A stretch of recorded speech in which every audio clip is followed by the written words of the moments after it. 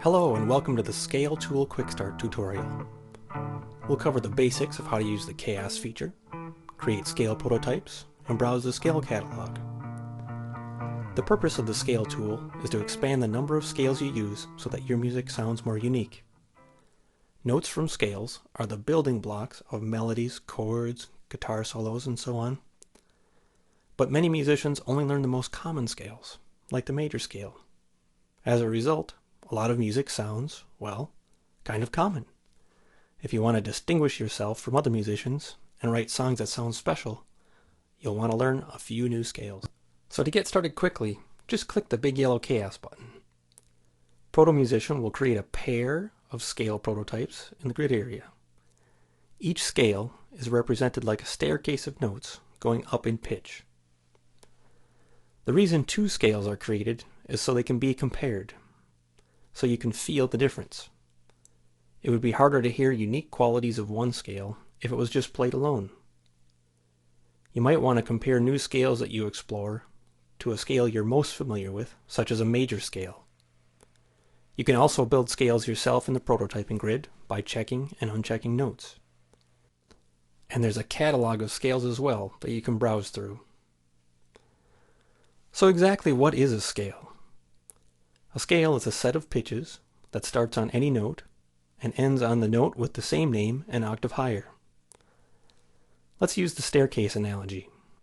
A staircase includes every step, or note in this example, and each unique kind of scale is like a skipping pattern. You can choose to take each step one at a time. You can skip every other step. You can skip 2 steps, then 1, then 3, and so on. As you can imagine, there are many different combinations of step skipping patterns that you could take to get to the top. In music, there are 12 steps in the staircase that rise in pitch and then repeat.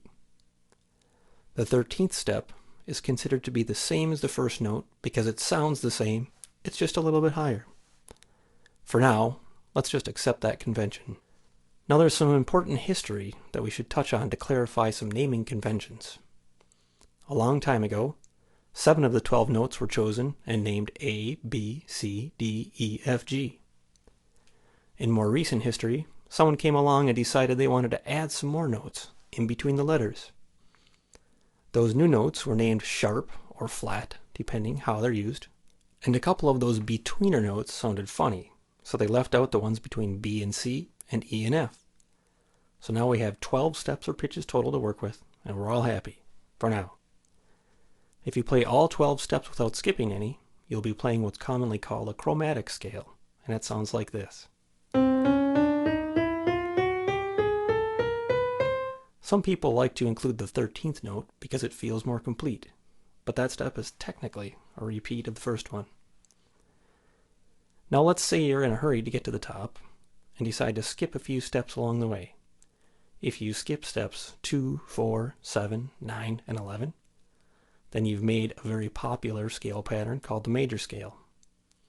The major scale uses 7 of the 12 available notes.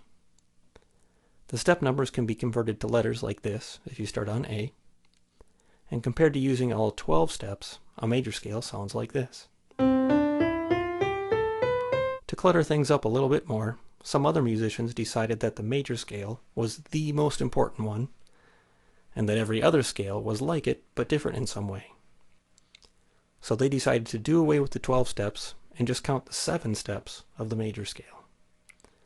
If you include the 8th step, or octave note, then there are 8 steps in a major scale, which is where the oct in octave comes from.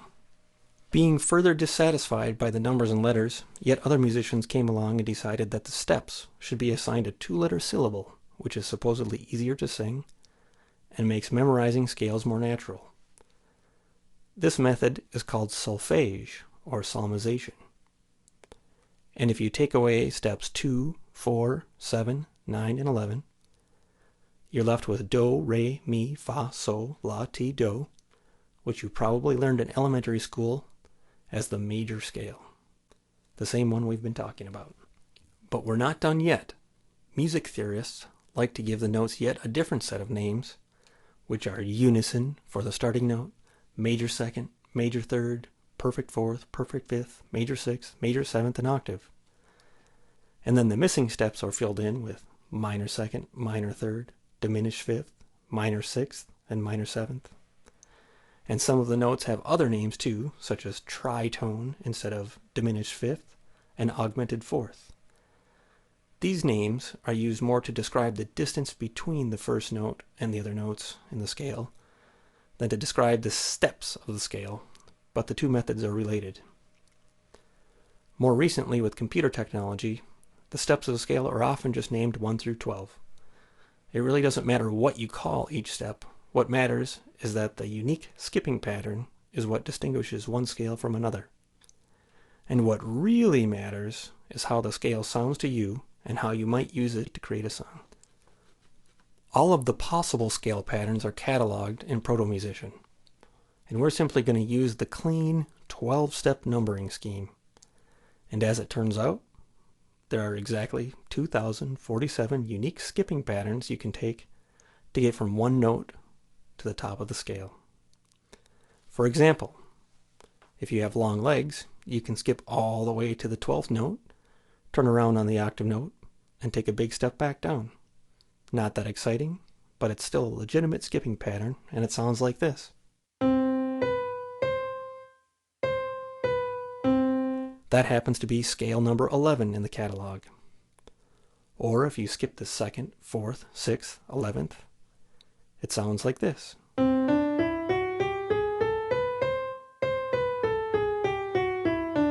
That's scale number 1768 in the catalog.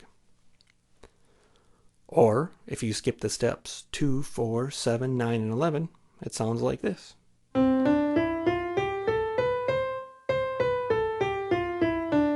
That scale should sound familiar because it's the major scale, but ProtoMusician doesn't care that it's an important scale.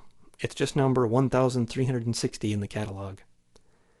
You can skip any steps you want, up to playing all 12 steps. There's nothing special about a major scale or any other pattern. You choose the scale that feels right for the song that you're working on. So there are 3 ways to create scale prototypes. You can click the Chaos button, and ProtoMusician will make them for you. You can manually create prototypes by checking and unchecking the boxes in the grid, or you can click the Catalog button and browse the patterns. When you find one you like, click the arrow button to transfer it to the prototyping grid. Each scale offers a slightly different mood or feeling, and the mood can be further changed by changing the starting note higher or lower, adjusting the tempo, playing back down the steps versus up, and changing what instrument is being played. You'll notice that a few of the common scales have names already, and the rest are just labeled unnamed, as there's not always agreement in the music community on names. Some musicians contend that many of the scale patterns are the same but just shifted or have extra steps skipped. For example, you can start on the 6th step of a major scale, and it sounds like a natural minor scale. Whatever your philosophy, there are 2,047 unique ways to climb the musical staircase. Each one sounds and feels differently, and ProtoMusician catalogs them all for you to decide for yourself. And while ProtoMusician uses numbers to represent scale steps, they do map back to common musical terminology such as the key of D major. And if you open up scale pattern 1360 in the catalog and start on a D note, you'll be playing in the key of D major. Well, it's a good learning experience just to explore the many scale patterns in ProtoMusician, and you should take the time to do it. If you really want to change the way you write songs or play your instrument, though, you're going to need to patiently listen to new scales and learn to play them by memory on your instrument. Find a scale you've never used before, learn the pattern on your instrument, and then try to make a melody using those notes. You'll probably feel compelled to use notes that are also found in common scales, but deliberately use other notes. Even if it sounds awkward at first, keep repeating it. Sometimes new music takes a little bit of time to acquire the taste for. If you're a vocalist, sing up and down the scales to help warm up your voice or get ideas for vocal melodies. Try some step patterns on a new scale and think about how it could be used in a solo. Well, that's it for now. Go explore for yourself how many scales there are and continue to watch the other tutorials. ProtoMusician is just the tool. It's up to you to use it creatively.